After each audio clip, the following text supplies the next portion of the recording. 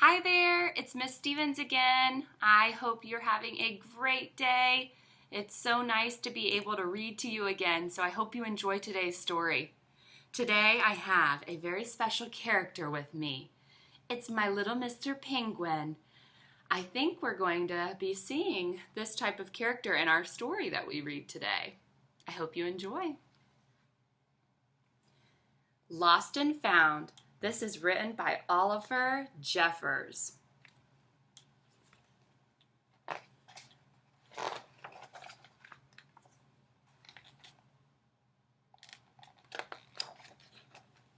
Once there was a boy who found a penguin at his door. What would you do if you found a penguin at your door? I would be so excited. The boy didn't know where it had come from, but it began to follow him everywhere. The penguin looked sad, and the boy thought that it must be lost. Man. So the boy decided to help the penguin find its way home. He checked in the Lost and Found office, but no one was missing a penguin. He asked some birds if they knew where the penguin came from, but they ignored him. Some birds are just like that. The boy asked his duck, but the duck floated away. He didn't know either. That night, the boy couldn't sleep for disappointment. He wanted to help the penguin, but he wasn't sure how. The next morning, he discovered that penguins come from the South Pole. But how could he get there?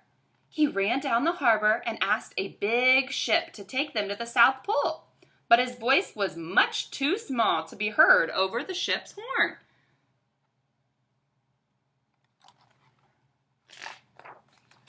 Together, the boy decided he and the penguin would row to the South Pole. So the boy took his rowboat out and tested it for size and strength. He told stories to the penguin to help pass the time. Then they packed everything they would need and pushed the rowboat out to sea. There they go. They rowed south for many days and many nights. There was lots of time for stories, and the penguin listened to every one. So the boy would always tell another one.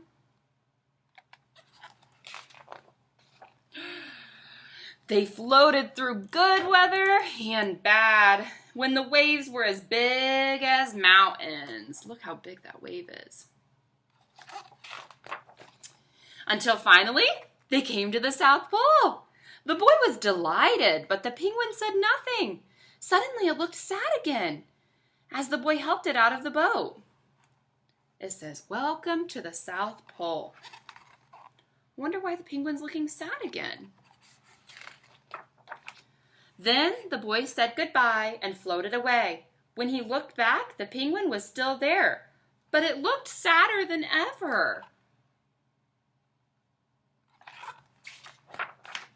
It felt strange for the boy to be on his own. There was no point telling stories now because there was no one to listen except the wind and the waves.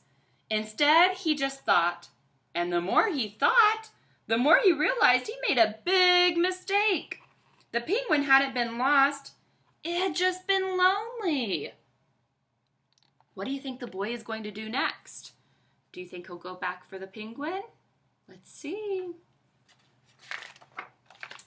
Quickly, he turned the boat around and rowed back to the South Pole as fast as he could.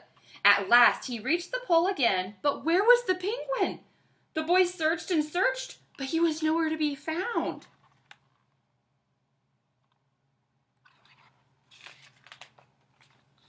Sadly, the boy set off for home.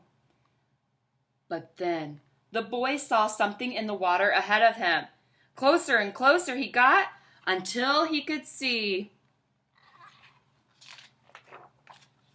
the penguin! And at the end, they give a nice big hug. And so the boy and his friend went home together, talking of wonderful things all the way. So neither the boy and the penguin were lonely at the end. Oh, such a cute story. I hope you enjoyed, and I hope I get to read some more stories for you soon. Have a great day. Bye-bye.